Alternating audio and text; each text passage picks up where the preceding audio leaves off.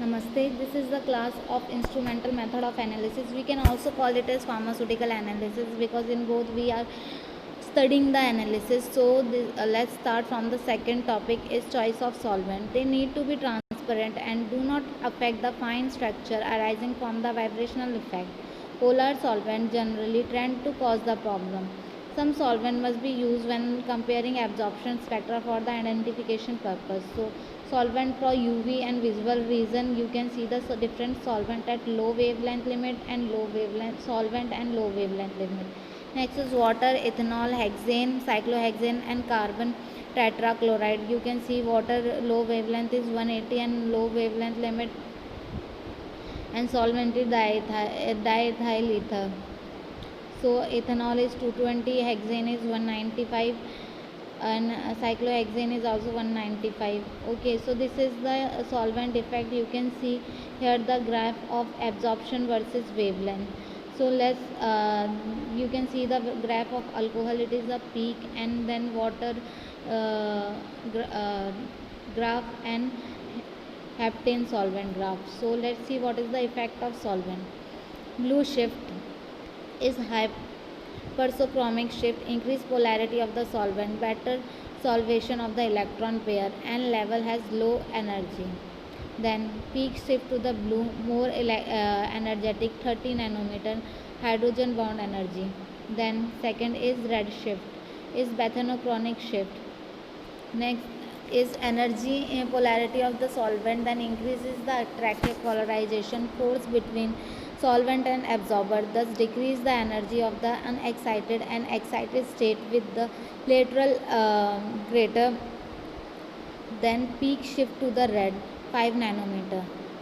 Effect of polar solvent and shift in uh, N and pi transition. So you can see the N non-solvent, non-polar solvent and polar solvent of pi and transition. So effect of polar solvent and shift in pi to pi transition. You can see here the effect of polar shift to pi transition, non-polar solvent and polar solvent both. So the energy of E1 is greater than the energy of E2.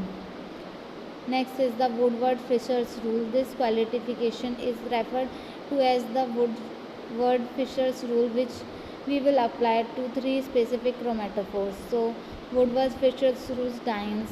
The rules being begin with a base value for lambda max of the chromatophore being observed. A cyclic butadiene is 270 nanometer.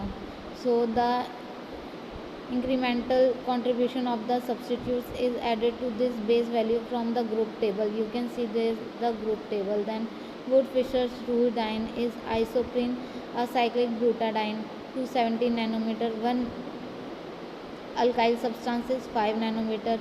Then we will total it and 222 nanometer, but the experimental value is 220 nanometer. So this you can see there are two major type of cyclic dienes with two different base value, heteroannular and homoannular.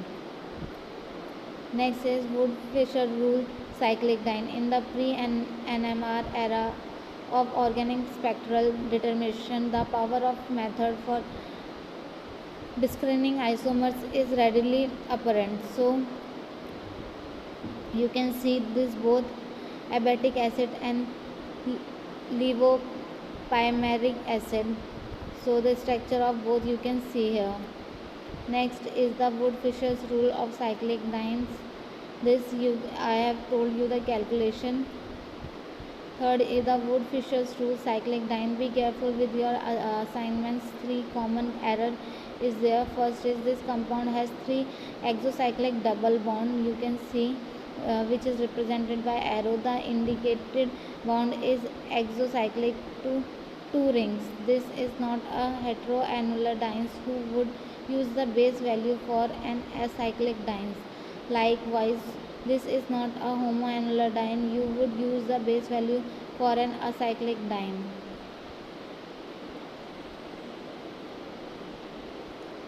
Next is Wood-Fisher rule of anomer.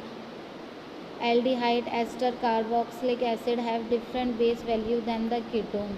So unsaturated system and the base value is given here, you can check this.